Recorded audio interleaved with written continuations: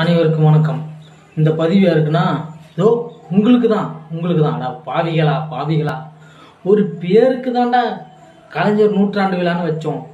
அதுக்காக 100 பேர் மட்டும்தான் கலந்துக்குங்களா? ஐயோக்கிய பயல்களா! டேய், எவ்வளோ செலவு பண்ணி இந்த ப்ரோக்ராம் நடத்தியிருக்கேன்னு தெரியுமா? எவ்வளோ செலவு பண்ணியிருக்கான்னு தெரியுமா?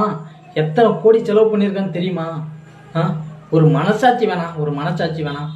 இப்படி பண்ணிட்டீங்களாடா டேய், இப்படி பண்ணிட்டீங்களா? அதுவும் நம்ம சூப்பர் ஸ்டார் இருந்துமே இப்படியா? ஏன் காலி சேராக்கி விட்டு எங்க மானத்தை கப்பலை ஏற்றி விட்டீங்களாடா? ஐயோக்கிய பயல்களா. அது இல்லாம ஆண்டவர் இருந்துமே கூட்டமே வரலையே.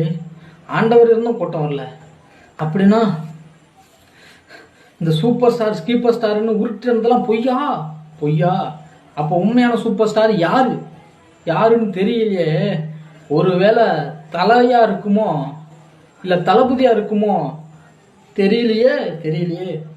இதே தளபதியும் தலையும் வந்திருந்தா ஆட்டமே வேறையா இருந்திருக்குன்னு தான் நினைக்கிறேன். ஆனா இப்ப சூப்பர் ஸ்டாரு